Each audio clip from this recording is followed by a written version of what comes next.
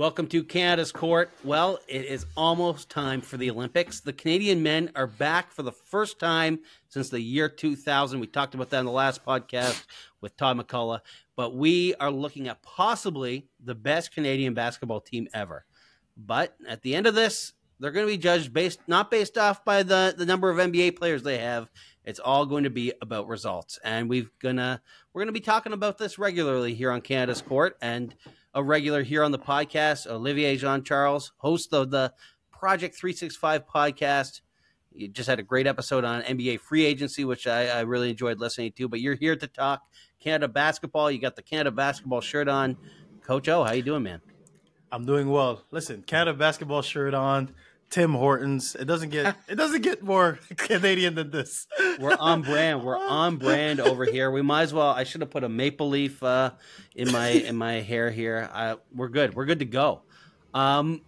So we've gotten a few games so far. We're recording this on Saturday, so any results after that we won't talk about. But these aren't really games where the results matter too much. So far we've had a loss to the USA, 86-72. And then a win against France just the other day, 85-73. Early on here, Coach O, how are you feeling? Getting excited? Are you getting excited? I am. I was just telling some of my friends this. I was like super excited for the first game of these Olympics that are coming up really shortly. But again, going back to what you said, I think it's important for us to focus more on the process than the results, right? Mm-hmm. So what we're looking at is we want to look at how different lineups work together. We want to figure out, we want to kind of have an idea about our rotations. From a coaching standpoint, you want to make sure you have your terminologies down. You kind of start building a game plan. You get the chance to play against international competition, right? So what better way than to prepare than for that, right? Yeah, absolutely. You mentioned the lineup so far. The first lineup we got, the first starting lineup is RJ Barrett, Dylan Brooks, Shai Gilgeous-Alexander, Jamal Murray, and Dwight Powell started versus the USA. And then France, we have basically the same lineup, but just Jamal Murray didn't play that game. Instead, you had Lou Dort in the starting lineup. Do you expect that this is kind of what we're going to see, that first lineup against the USA, or do you think it's going to change kind of as we go through these games here? I definitely expect Jamal to be a starter. Right? Mm-hmm. Considering he didn't play in that last game, I definitely think Jamal will play. But not to undervalue what Lou can bring to the team from a physicality standpoint, from a screening standpoint, from a, defensive versatility standpoint. Canada has a lot of players that they could go to, and they have a lot of players that have to learn how to play with each other so that their superpowers can all be showcased on the big stage. I think the way we'll probably be looking at it is that first lineup of RJ, Dylan, Dwight Powell, Shai, and Jamal will probably be the one that will play the most possessions. Mm-hmm. But I'm definitely interested in seeing how we play around with the rotations as we go, because we were talking about this before. We have the ability to, in some situations, play Andrew Nembhard as a secondary decision maker.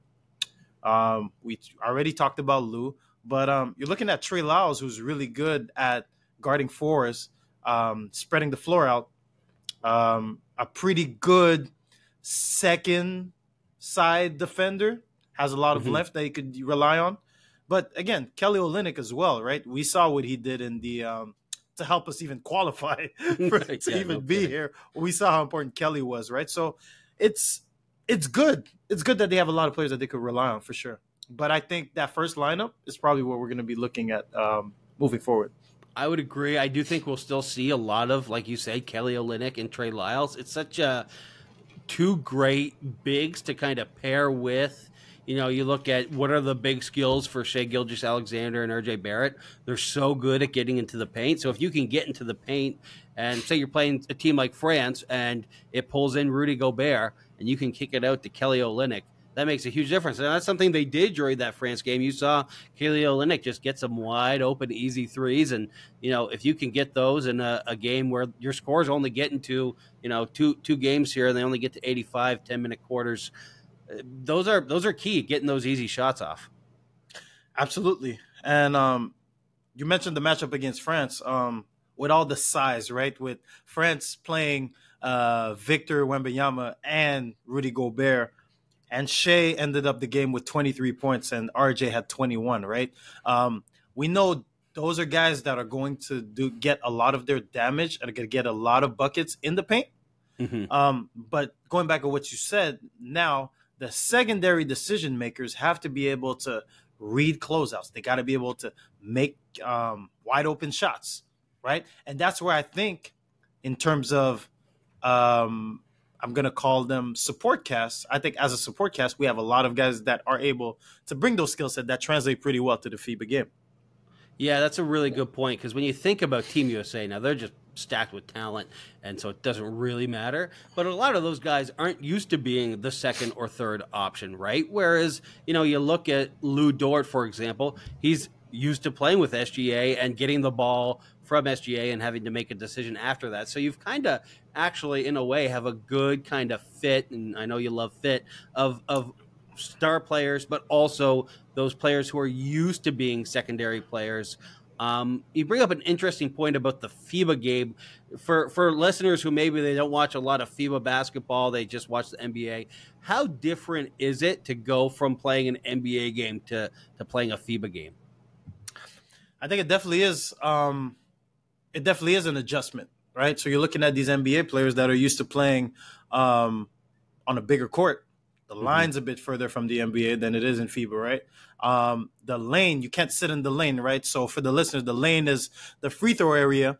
You can't stay in that lane defensively in the NBA, right?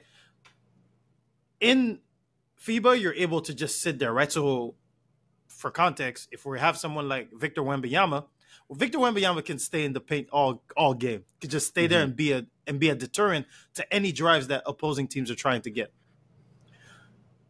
In the NBA game, he has to make a decision. Is he coming all the way over, but then that opens up the whole other weak side?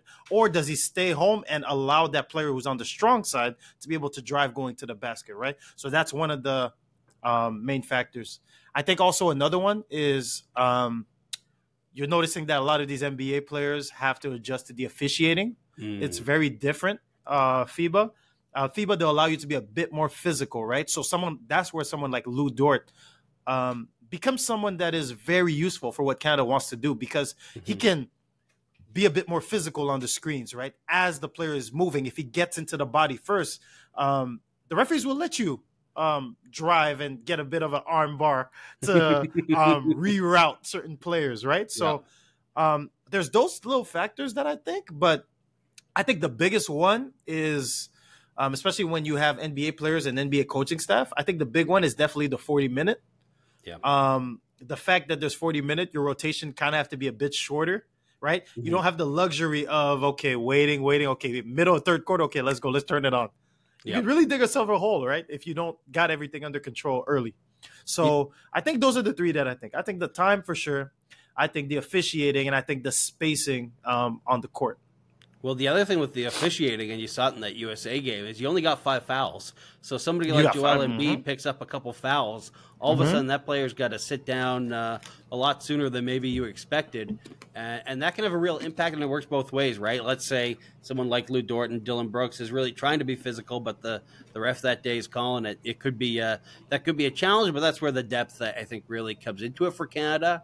And just with that physicality you mentioned, I think it also helps Canada, the fact that you're practicing with guys like Lou Dort and Dylan Brooks, right? So SGA is going to come into the game, having practiced with a guy like Dylan Brooks, who's happy to, get physical with them and do that. And they're going to be maybe potentially more prepared than, a team where you don't have that same kind of intensity. And I've never been to a Team Canada practice, but my guess is Dylan Brooks doesn't turn it off at any point during the time there, so that will certainly that will certainly help. No chance.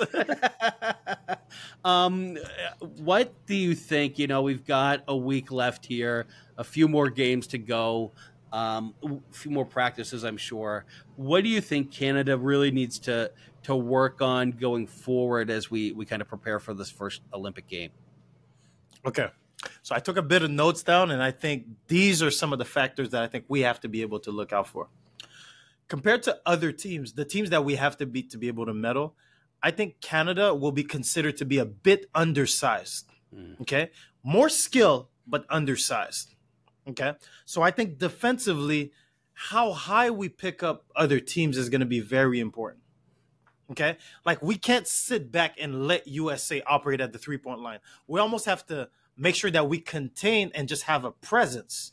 I'm not saying go for the steal or whatever. We have to have a presence a bit higher, if not almost at the half-court line. They got to start running their offense from there. Because, listen, you have to use the shot clock to your advantage. Yep. Right? So, Joel Embiid with 2 dribbles to make a move, with a 1 turnaround, 1 jab step, and only 2 dribbles to make a move, is very different than Joel Embiid, who can back you down for 5 dribbles, right? Kick it out and get the ball back for a second possession, right? So you have to use the shot clock at your advantage if you're Canada. And I think just to interject there, you kind of are set up a little bit better to do that. When you think about an NBA season and an NBA game, you can't pick up full court for 82 games when you've got a game the next day in a completely different city. But here, where we're only playing 40-minute games, you're not playing as many minutes just by the fact that there isn't as many minutes, and you're not playing every day. You know, you can give it 110% going from baseline to baseline, where in a 48-minute NBA game, that just isn't really feasible. Yeah. And again, we mentioned the court's bigger too, right? So in terms of visually for NBA players to be able to make plays, right? The court just seems more open in the NBA. That's what we had. Luka had mentioned that for him, he felt like it was easier for him to get. The reads are almost determined for you in the NBA, right? Because like you have more space, and obviously the athletes are better, but you have more space to be able to make those moves. But for going back to that, I think defense is going to have to be the big thing. I'm very interested to see what our defense package, right? We call those packages. What are our different defensive schemes that we have in our packages? Are we going to be more of a switch team? Are we as effective with a drop coverage? Because we don't necessarily have someone who's known as a rim protector. Right? So do we want to kind of keep everything on the perimeter, switch a little bit? Do we want to hedge? Do we want to trap? All those things. We have the speed because in terms of personnel, we have mobile bigs, right? I'm thinking of Dwight Powell. I'm thinking of Kelly Olynyk. So we have the ability to be able to do that. With us putting a lot of emphasis on defense, that will allow our athletes and our very skilled guy to be able to transition to offense, right? So we have to try to get as many opportunities to put pressure on the opposing defense in transition. Okay? So once we get a stop, we have enough skill to be able to push the ball outlet, and everybody's able to, make plays. If it's drive and kick, boom, boom, boom. You got SGA one corner, you got Shai another one, you got Andrew Nemhard, however you want it. Yeah. Yeah. But that'll be like the big thing, right? Like. Yeah. Yeah. That'll be the big thing. Everything's gotta be connected, right? And I think when it comes to half court, I think if we move the ball side to side, and not really let the ball stick, I think the only person the only two that I think should maybe hold the ball a little bit more, who have a bit more of a leash to be able to, shot create and all that, are the 2 main guys that we talked about in Shai and Jamal. But I think everybody else, absolutely be confident offensively, but don't be afraid to move that ball because we have a lot of talent on that team, and our unselfishness is what is going to give us the best chance for us to be able to, get this medal that we want.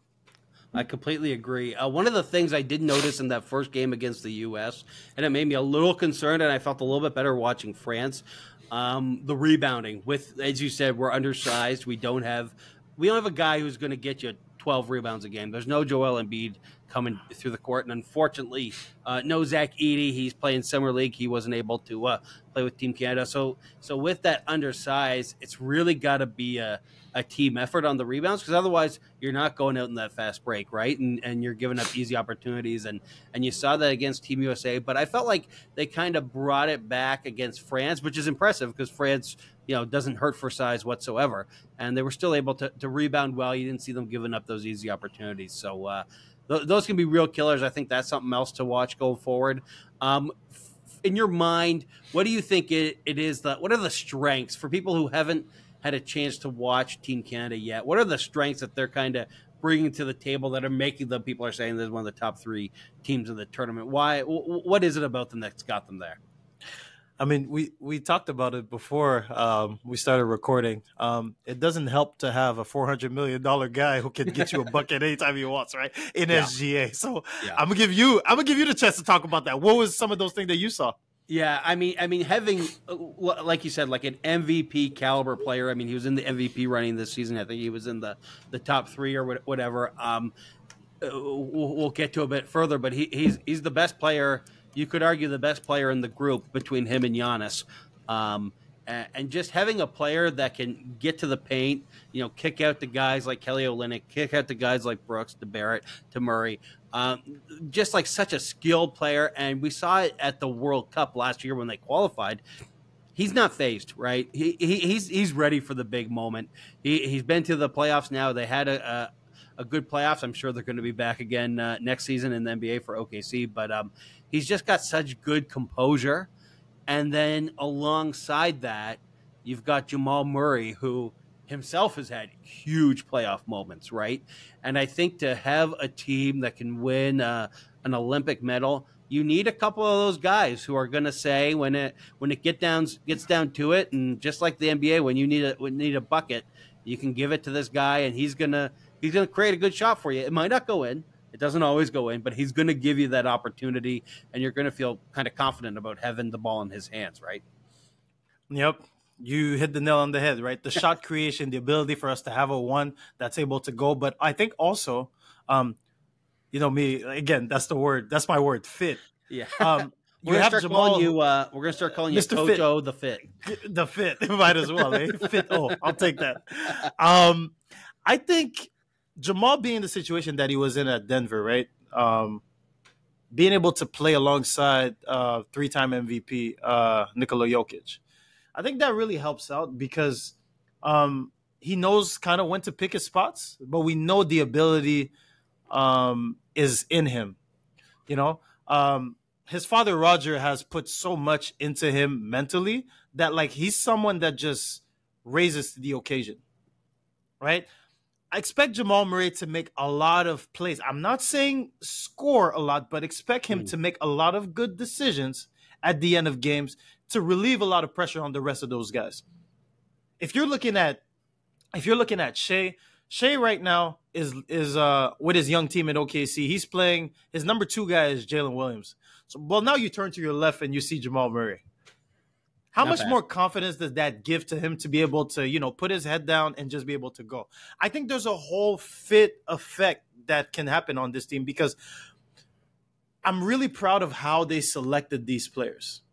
And obviously we're going to talk about some of the players that we didn't get the chance to have, but the players that are a part of this team have the chance to really seamlessly fit. And I think that is important, especially in shorter amount of preparation time, shorter games. I think it's important for us to maximize our possessions with everybody kind of knowing their role. And I think that's where we have the advantage. So to answer your question, this is long-winded, but to answer your question, I think shot creation for sure. Yep. The fact that we're able to do that. I think the defensive versatility that we have with certain schemes and certain players that are able to give us. We could go physical, we could go skill, we could, there's different things that we could do. But I think also there's a concept of depth that I think is very important because expect RJ to have a couple of games where he just goes off, right? And again, Andrew Nemhart talked about how he has emerged during the playoff and he's able to run a team. That's something that's also important because now maybe you could keep Jamal Murray a bit more fresh. So I'm very interested to see how the rotations end up being towards the end. But it's a fun experience because you have a lot of different pieces, a lot of different players that you could go to. Well, when you talk about that cohesion and how the team was made, one of the things that's interesting is it's a very similar team to the World Cup team. Obviously, Jamal Murray didn't play in that World Cup team. But other than that, your rotation guys are all the same guys. And Jamal Murray was there for the training camp. It wasn't like he just said, I'm not playing, so I'm not going to be around. He was there. And so having that chemistry is huge.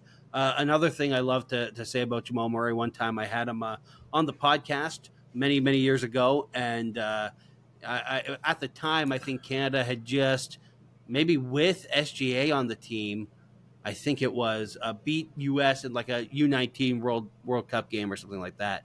And so I asked Jamal, like, are we going to get to a point here where the senior team is beating Team USA? And he said, as long as I'm on the team, yeah.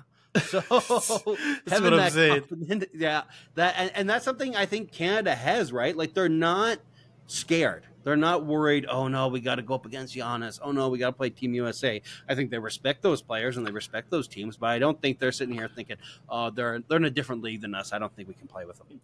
You have 4 guys that mentally think they belong and not think, they believe that they are part of that elite and are striving to it. You have Dylan Brooks, who you can't break him. Dylan Brooks is going to play Dylan Brooks' game, right? Yep. Shai, we know what he could do offensively. Jamal, we know what he could do in the big moment. But then don't forget, we also have RJ, right, who is very comfortable.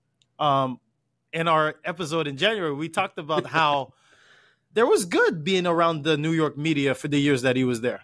Yep. Because now you approach the game a bit differently, right? You approach the game a bit more, your attention to detail is higher. You know there's going to be criticism. It doesn't affect you the same way, right? So it'll be very hard for outside factors like the media to pin those guys against each other. Yeah. But if you look at the other side, right? Obviously, the gold standard is the U.S. Mm-hmm. They're asking crazy questions like, "Hey, hey, and how you gonna fit? Nah, they gotta fit around me." Like it's different, and I don't think. Again, cohesion I think is ahead for these guys for sure.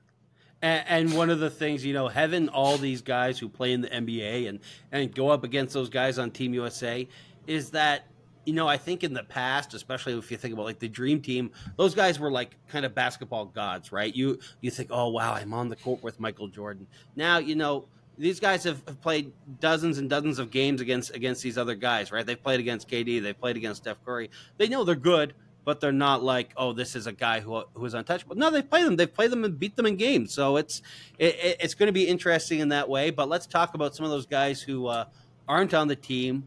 Notably, no Andrew Wiggins, not given permission by the Golden State Warriors to go play. You made an interesting point about who the coach is of Team USA. Yeah, Steve Kerr. Interesting. Yeah. It's just very interesting.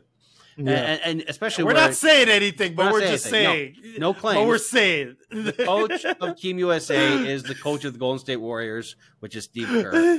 And the Golden State Warriors have said Andrew Wiggins can't play. That's all we've said. Yeah, that's all. Also not on the team, no Zach Edey. We mentioned that. We'd love to see Zach Edey, but also, going into your rookie year, there is kind of some you want to get started on that pro career and to start working your way towards a contract. So that makes sense. You want to secure the bag if you're Zach Edey. Beginning of your contract, beginning of your career, you want to be able to, start off on the big, because for rookies, that's the big thing, right? Just being able to secure it. Like you're looking at a 4 to 6 year kind of window where you want to make sure that by your year 6 you're established in the league. So I don't blame him for sure. I don't blame him. And that's pretty standard, right? It's not too often where a rookie comes in and they're given leave. I mean, Victor Wembanyama, he's kind of a special case. He gets to do whatever he wants because he's established. He's established. But by the time Victor gets his second contract, Victor will have made $1 billion in contract money. Wow. Okay. Do you think this podcast will ever get that big? Oh, I have to. Let's imagine it. Let's just imagine for a minute. Yeah. Maybe I can afford a better studio. Anyway, and then also no Corey Joseph, no Chris Boucher. Interesting, but also I think you made a good point that this is a good cohesive team, and that has a lot of importance. You've got the stars. You also want to have that cohesion. And I think something else that we can take from I'm going to call them the no-shows, right? The players that we just mentioned. I think something else that we could take is Canada basketball is in pretty good hands, right? If we're missing that quality of player, right? I mean, we're in a pretty good spot. We do have a lot of talent, and it's going to continue to grow in this country. Yeah, and I shouldn't be looking ahead to the next Olympics, but you got to imagine, with some of these young guys, and I think even like Benedict Mathurin, who's played great in the NBA, Brandon Clark, who I really like from Memphis. There's a deep pool, and I think as time goes on, it's going to be exciting to see what they end up pulling together as time goes on, because you're still going to have SGA for a long time. He's great, but yeah, it's going to be interesting. It's going to be fun. Let's talk about the group that Canada's in. It's been called the Group of Death. We've got Spain, Australia, and Greece. Is there a team you want to talk about first between those three teams? I watched some highlights. I haven't been able to watch full games because I guess they just don't have the full games on YouTube. I've watched some of the highlights, and it's been interesting.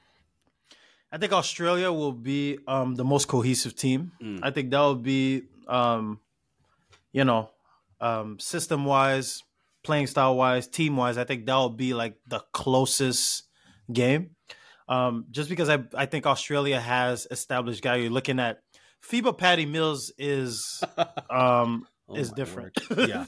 No FIBA Patty Mills is different. The shooting ability that he has just opens up everything for everybody, right? And even like the selection process, it's so important. You're looking at them being able to get Joe Ingles, right? That's another one that's very important. Greece, I think, obviously for Giannis, I think it'll be a very interesting game to watch. But I think we have enough. I think we'll have a solid enough game plan to take out Giannis and try to force other guys to have to beat us, right? So, regarding Giannis, what does that look like? Yeah, who are you putting up against Giannis, and do you feel confident enough that you can throw some double teams at him and not get completely burned by the guys around him in that game? Yeah. So Giannis, I think, in the NBA, when teams are preparing for Giannis, the first thing that they say is you got to build a wall in transition, right? That's a big thing, right? Giannis is used to grabbing that ball off the defensive rebound and pushing, right? He got the long strides where it's very hard to stop a 6'11" guy with momentum coming from half court. Very hard. So what you want to be able to do is show bodies in transition, right? So I think what you'll see in that game is you'll see Canada will put a lot of emphasis on one, you got to be able to take good shots on offense, and that's where the ball movement becomes a thing, because if you don't take good shots, what ends up happening is you can't set yourself up on defense, right? So the more end of shot clock shots that you take, the more off the balance shots that you make, the more shots at the rim that you miss and all that kind of stuff, that plays in the advantage of Greece, where now they could get the ball pushed and Giannis can do what Giannis does, is get downhill. So I think the first part will be make a conscious effort to really take and make good decisions offensively. But then defensively afterwards, it's just about transition, keeping Greece out of transition, right? Keep everybody in front of you. When Giannis has a haul, he has to see multiple bodies before he gets to half court. And then in the half court, it's going to be about, I think you have to put a physical presence on him. I think that's where players like RJ, I think Dylan Brooks would be probably the first guy that I would think about, just to match Giannis' physicality, because Giannis is a physical player, right? So you want to match physicality with physicality. And afterwards, it's just going to be about, I think, keeping everybody in front of you. And I don't think you have to overhelp. No. I don't think you have to overhelp, because I think that's what frees up everybody else. So I think defensively, it's probably going to be more about we're going to show bodies, we're going to make them make tough shots, we're going to be physical, but I don't expect Canada to overhelp and open up for the rest of the guys. Fair enough. The next team we got is in Spain. Spain, obviously, Canada played Spain last year at the World Cup. That was a big, exciting game. Played them very close, came back in the end. Spain's always got a great kind of basketball culture. Doesn't have the same kind of high-end talent that they've had in the past, but they can shoot the ball, and obviously that's another team where, they've just got such a great program that they're always going to be a threat, whoever's putting on that jersey for them. Yeah, no, absolutely. And I think that game has the potential to be a very similar game to the Australia game. Just in terms of team, you're going to have to execute, you're going to have to make attention to detail and all of that. But I definitely think that the big factor over here is The fact that we have stars that can take over down the stretch, I think that would be like the biggest difference, because you're going to look at Australia and Spain and expect them to play a bit more of a team-oriented game. But I think the fact that we have established stars, right, I think what that will do is that will force the defense to have to adjust to those stars. So now your secondary decision makers have to be very active, and they have to know the best way that they can make the opposing defense pay. So, and I do think one of the kind of benefits of Spain and Australia for Team Canada is they don't have any overwhelming bigs. They have some guys who like the Hernan Gomez brothers are strong, but they don't have like an Embiid or a Gobert that you're really overly worried about overpowering you too much in the paint, both defensively and offensively. So I think, the fact that Canada's undersized isn't as much of a glaring weakness against those two teams. There we go. That's the key right there. Because when the ball goes into the paint, right, again, like we mentioned, attention to detail is going to have to be the biggest one. Because when the ball goes into the paint, you got to expect that it's not going to be one-on-one score. What Spain loves to do is they love to play off of that, right? So the guy who gets the ball in the paint, a lot of times what he'll do is he'll dribble uphill, not towards the basket. He'll dribble uphill into a dribble handoff. That can open up something for somebody else, right? They are able to maybe set down screens and skip it to the weak side. So you got to know the personnel, but you got to know who you're able to help off of. And you got to know who is going to be the main trigger players for Spain and those. I think what's interesting, too, is that I believe Greece is our first matchup. Correct? Yeah, I believe so. Greece Greece is our first matchup, on July 27th. So I think from there, you can already kind of set up your preparation is under good heads. You played against some size in France, right? Obviously a different kind of size because Giannis will be more physical and Victor is more like finesse. But I think like in terms of preparation, you kind of get a chance to see a lot of size, see how you match up against that. But then what's key too is that you'll get the chance to go over the film of the Spain versus Australia game, and then you'll be able to get a feel for it. Yep, that's going to be interesting. It's a tournament where I'm genuinely excited about watching like all the games pretty much. There's not too many, like especially in this group. They're going to be fun games to watch even when Canada isn't going to play. France is going to be a lot of fun to watch. USA is going to be fun to watch. It's going to be a lot of fun basketball. But let's do it. Yeah. Let's do a little bit of. Go ahead. Do you want to give a bit of a breakdown of how it's going to go? Because it's different. Because if you're looking at the group numbers are uneven.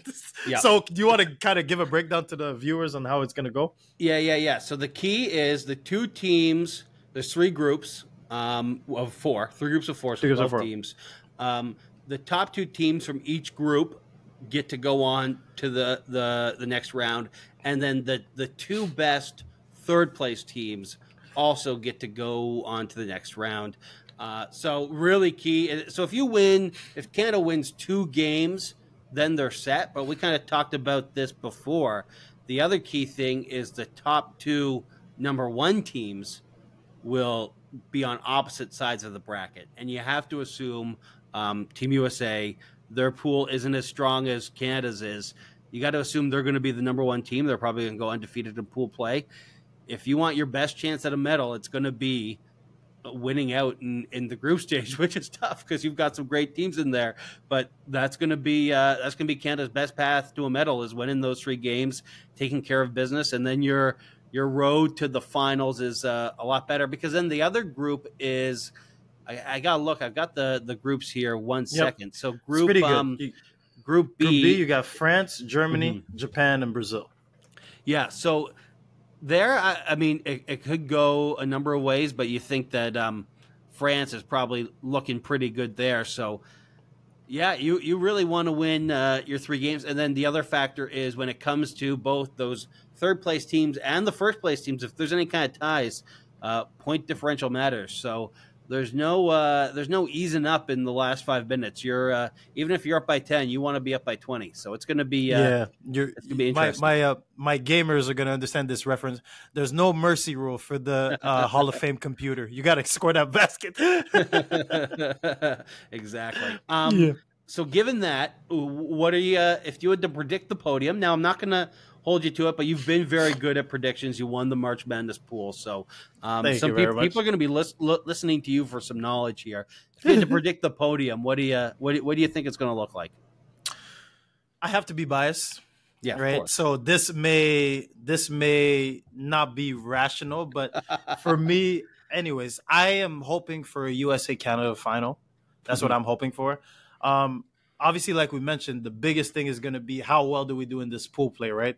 If we use the first game as a feel-out game, it kind of sets you up in a situation where you might have to play USA in the semifinals. Yeah, which you don't want. Which you don't want, right? You don't want. So I'm hoping. Can I just talk about the 2 games, the gold medal game and the bronze medal game? Yeah. Talk about it. I think interestingly, the 2 games that I would like is USA versus Canada in the finals. Yep. And I think if we could get France versus Australia, would be really good. Yeah. I think that one will be something to look out for. I think France versus Australia for the bronze could be interesting. But my sleeper is definitely Serbia for sure. Yeah, Serbia. France I've watched versus a little bit Serbia. of their highlights. Eesh. They've looked good. Anytime you've got, they're going to be okay. They're going to be okay. Yeah.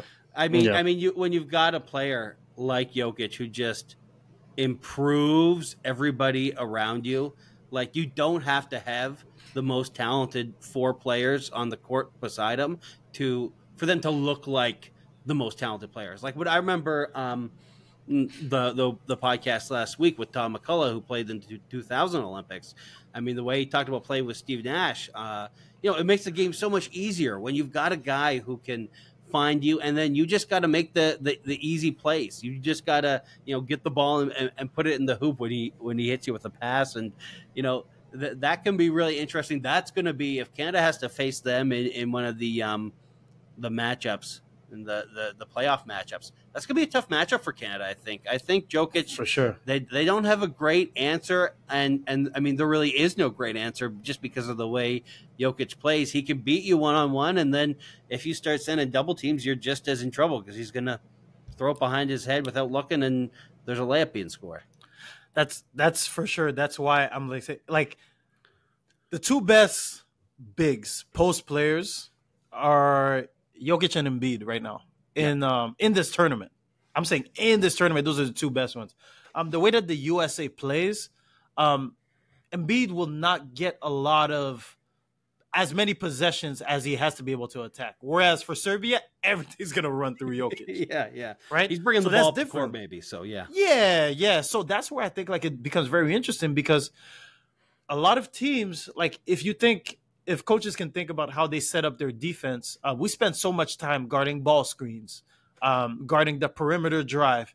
But to have an initiator that's able to almost be a point guard from inside, that can put a lot of stress on your defense, especially on the weak side. Big time. It's gonna be a lot of fun to watch this basketball. I'm kind of happy it's in the morning, so then you can watch it and then digest it and.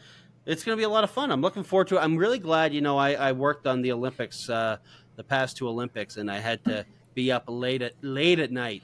In Beijing, it was, I think I was working from 1 a.m. to noon. So I'm looking forward to the fact that the time difference is a little bit nicer to us this time around. We can, having a cappuccino and watching a game of basketball. That sounds like a good morning to me. Yeah.